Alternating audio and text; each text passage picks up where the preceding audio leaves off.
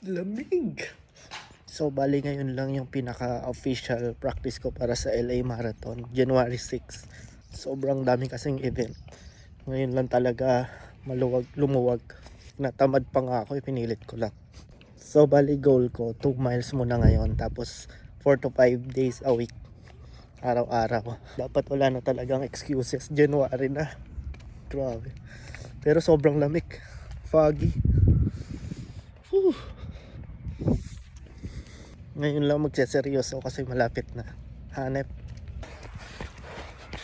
Mile 1, 9:42. Ha.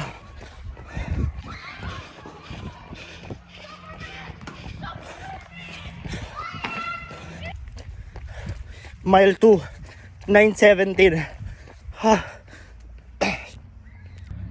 2 miles lang, hirap na ako. Ha. Paano pa kaya 26.2 miles? Ha. Bala na.